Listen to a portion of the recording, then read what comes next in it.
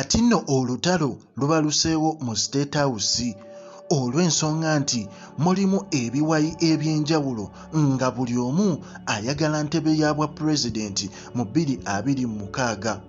Ebiwayi bino waliwo ekya Muhoozi Kainerugaba ne wabeerawo n'ekya Odrek Rwabogo. Kambikuleetere gwe najjo sinzira okubanga weekumidde ku mukutu ogwa Progen Media. Tugamba bugambi ekyo kyokola mwattu okola kyamaanyi era ne tugamba nti subscribinga onyige n'akakadde osobole okubanga update zonna ezigenda maaso mu ggwanga Uganda tosubwako yadde n'emu. Olunaku olwaleero ffenna tumanyi nti omukulu Muhoozi Kainerugaba gwe tubadde tumanyi nti waliwo kye bayita Muhoozi project nti bagezaako omuteekerateekera 2026 naye ajje akwate mu kintu nga taata we bw'abadde.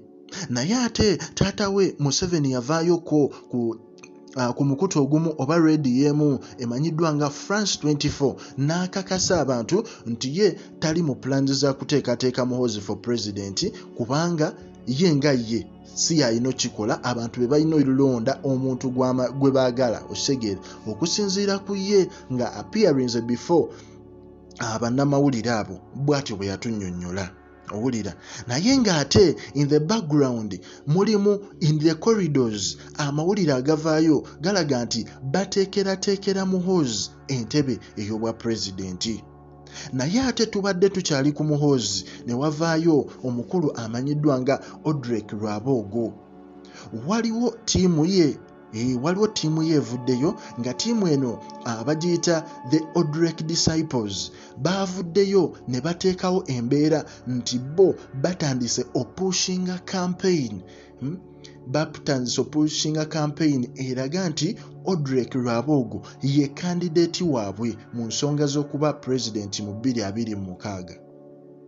Owulira ndowooza owulira kubanga essaawa zino ebiwayi bibiri Muhoozi ne Rwabogo naye ate buli omu alaga entebe agyetaaga. Owulira naye ate teri yavuddeyo n'akireeta direct mu media naye ate mu corridors eyo gye basinga okolera ensonga zino gye basinga okolera ebintu bino. Owulira ate nga buli side erina abagibackinga, buli side erina abagibackinga ab'amaanyi. Rwabogo ye ng'omuntu babuuziza ttiimu ye eno nti lwaki avuddeyo essaawa zino okwenyigira mu nsonga zino. Ttiimu ye neevaayo negamba nti ffe okusinziira engeri gye tulabamu Rwabogo si yatuteekamu ekisooka akasente nedda ffe tupushinga kintu kyaffe nga ffe olw'ensonga gwe tulaba nti yasobola. Then ekirala ne bagamba nti ebbanga ly'amaze mu byobufuzi yagenda okuba ng'akola ki balabira ddala yayina obusobozi okusobola okuba nga atuula mu ntebe y'obwa pulezidenti. Rwabogo oyinza okuba tomutegeera bulungi naye ono yawasa muwala wa Museveni so abanga inilo wa Museveni naye alina amaanyi mangi yadde mu media wano mu limelight temumutegeera naye mu background ye yalina influence y'amaanyi nnyo. Era mujjukirako ODM eyasatulatinga ng'alina bannyonnyola nti kati bahaamu abo bafunye amaanyi mangi twetaaga tugakendeeze bagundi. So ebintu bingi bye yali ayogera mu ka odi ako naye ng'alagira ddala obuyinza alina ki alina bungi. So mu mbeera eyo ye ng'ate General Yoweri Tibuhaburwa Museveni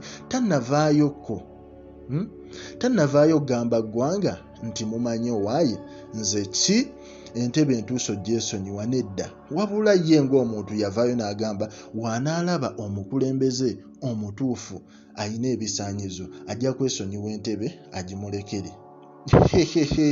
Entebe y'aba pulezidenti b'Abafirika ewooma teri asobola givaako. Owulira so mu mbeera eyo ye tannavaayo ku clarifyinga kulaga ani agenda mu oba ani atagenda nga ye kintu kimu kyamanyi yakyali president oba 2024 naye ng'ate nze ekibuuzo kye neebuuza abantu bano bonna babikolera eyo mu nkukutu naye ate ffe abantu nga bannayuganda tubadde tubirivinga nti waliwo kyayita democracy. Tetulonda gwe tukola ki gwe twagala. Naye ate mu mbeera eyo otunulira statement z'abano abantu kiragira ddala nti ne woolonda gw'oyagala nga bo tebannamwagala oyinza okuba olondedde bwereere. Ebingi eba byetooloola mu nsonga zino ez'eggwanga Uganda, naye nga ffe ku Progen Media updates tuba tuzikuleetera osobole okuba nga naye ku mukutu obeerako. Abantu baffe yonna gye musinziira Dubai, Qatar, Oman, Jordan, tubeebaza okuba nga ku mukutu kwe muli. Likinga, commentinga era subscribing.